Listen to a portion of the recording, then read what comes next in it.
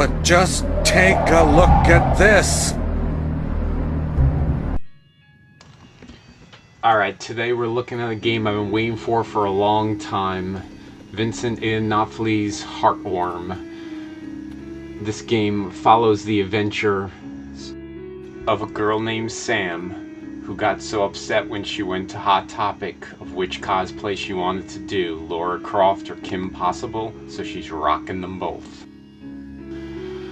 Heartworm takes the best of 1996 and kind of goes down the line of survival horror.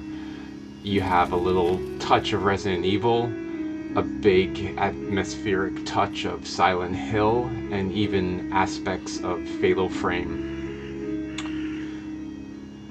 I love this cutscene. It is just very tonally nice. The ancient ravens mixed with the even more feeling ancient VHS tapes of my youth.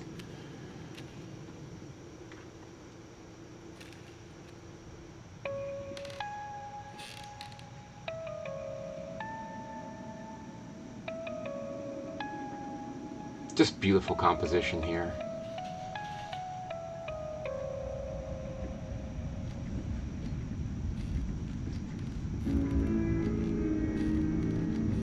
She's got her cute thigh tattoo to round out the goth girl image for all your wafu needs.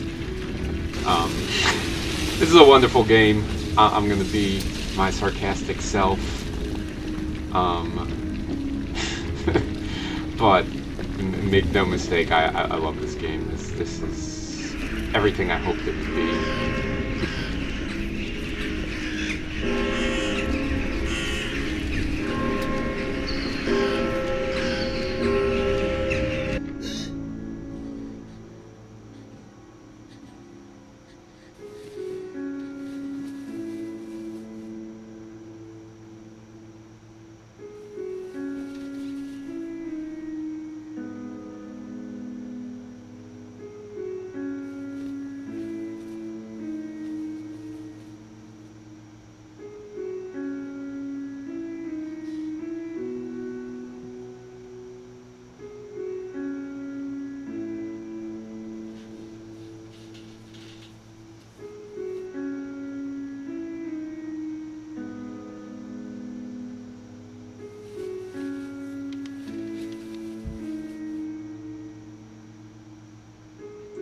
We got gratuitous 1990s survival horror book reading.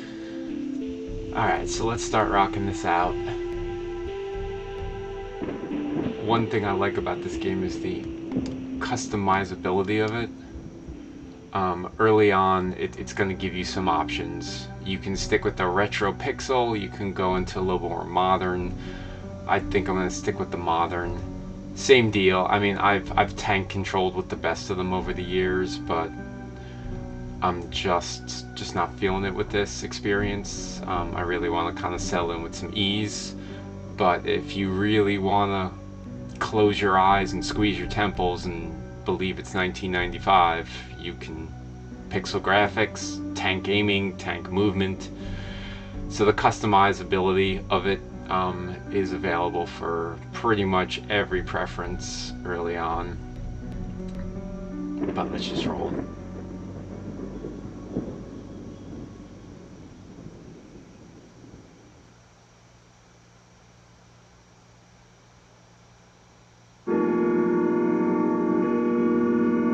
Some subtitles, just in case you can't tell, a clock was striking. Pools are nice. I guess that's her, like, band she's going to see. Hey, sorry you haven't heard from me in a while. I've been busy. Windows 95. That's not even, that's like Windows 314.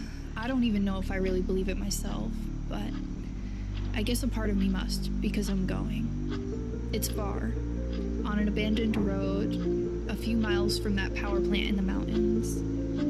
It was hard to find anything about it. I started on message boards, and I love this setup of a house that appears somewhere and is a dimension to another world. It's been done. There was a show on Netflix or Shudder or something called Channel Zero that almost had an identical kind of premise no one who's gone of an interdimensional house. And that's why I'm writing you. And there's a lot of kind of, I don't know if there's any inspiration there, but it has that parallel. It's done wonderfully once you get into the other world. In case I don't come back. That way you won't be wondering where I've gone. Either way, you don't have to worry about me. Spider's cool foreshadowing. I'm sorry, but I don't have any other choice. I just can't keep going on not knowing.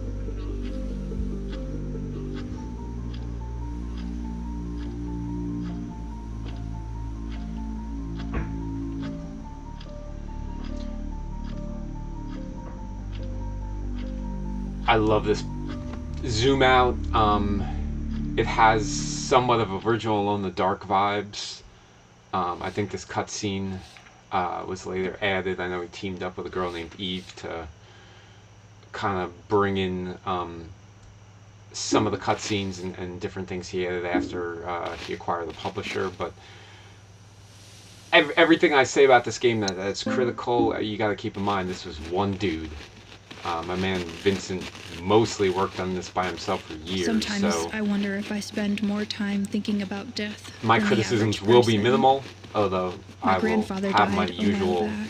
brutal form of I know it honesty when I happens to feel it. everyone, but it almost feels like I'm obsessed. It's frustrating. No matter what I try, my thoughts always circle back to the one thing I can't control: my own mortality. I came all the way out here not knowing if I'll get the answers I need. I just hope it's worth it. And I don't know who voice acted Sam, but I think she's done fairly well. I think too many voiceovers nowadays either go super over dramatic or they try to kind of emulate something that's just like too overly topical, where she would be like super angsty and just talking about like Nirvana or something. I don't know. I just feel it's a good kind of even middle, a certain numbness that plays well with the tonally appropriateness of the game comes across in her voice. To embark on this quest where you're kind of, it's essentially a suicide mission of sorts. She tells us no one ever returns from this place. So she knows what she signed up for, to find a lost loved one through the dimension of this house. So we get that, I think, in her voice. And her voice isn't constant. I think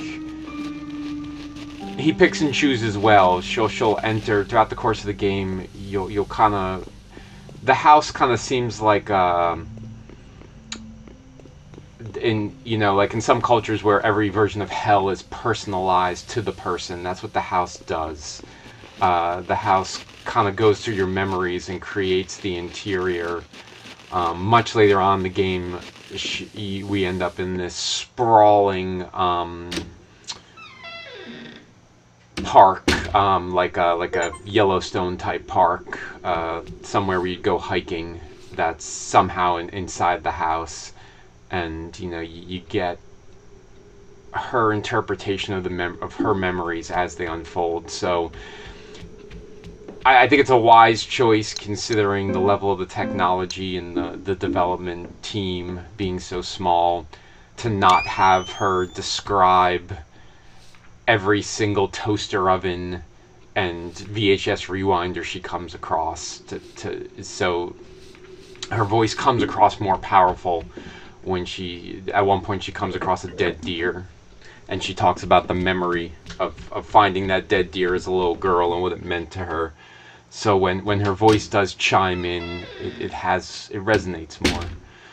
So a lot of Resident Evil going on. The transitions of the doors are in full effect. Here is your safe rooms.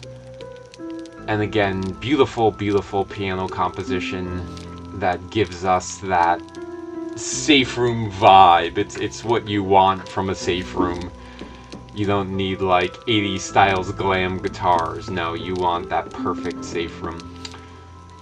So I love the cigarette burning in the ashtray there. One, it reminds me of the puzzle from Alone in the Dark 1.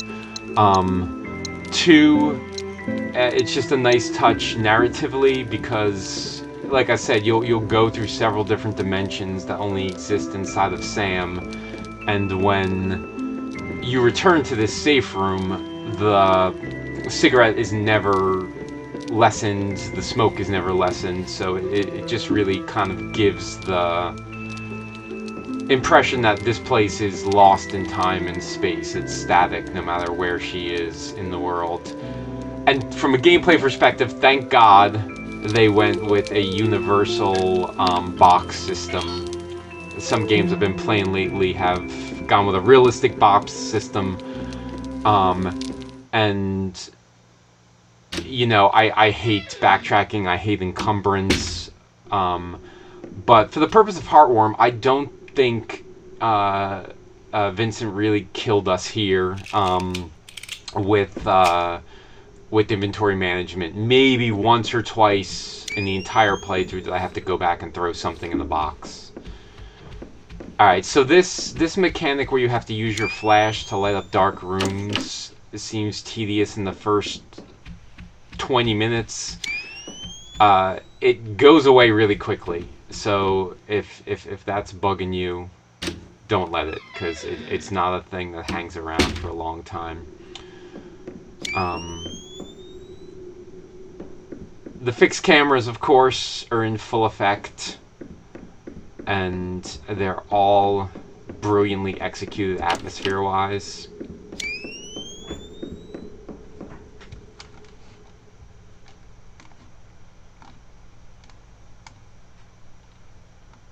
Elsie, Jacob, Clington? Does that say Clington? Forrest! Why does that seem familiar? Forrest, December 1998. Huh. It's Forrest. Oh my God. But I digress.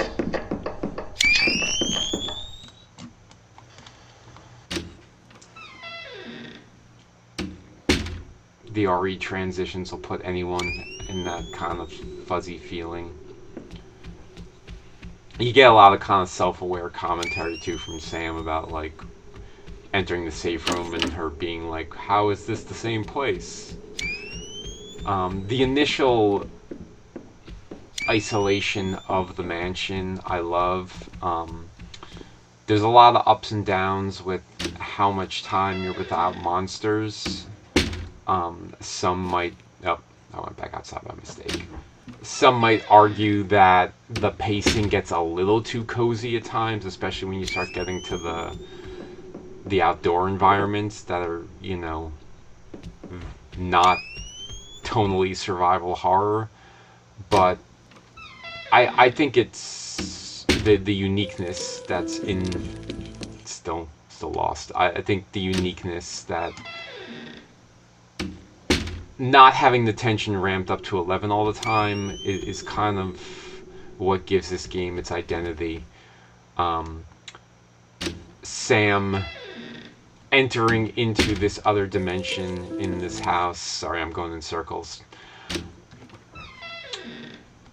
And it kind of probing her brain and taking over and controlling her and showing her all these things from her past and making her feel all these emotions of loss and different things is what the game is.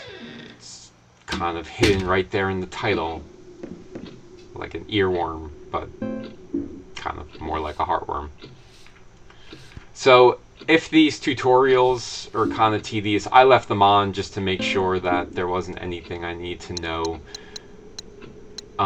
You have your typical crafting, but again, I feel like I maybe did this 4 times. You're not going to be mixing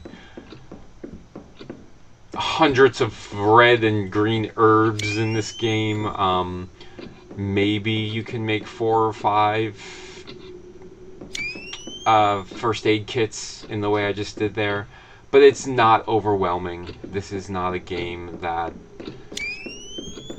again, it's not devoid of combat, and I don't want to paint it with that brush either.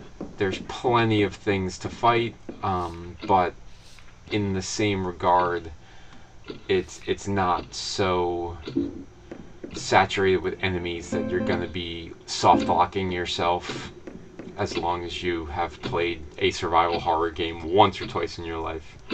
I love how they throw self-help books up in here, like, almost to say, like, are you sure you want to go here? Maybe just grab a couple of self-help books and not jump into another dimension. That might be the play.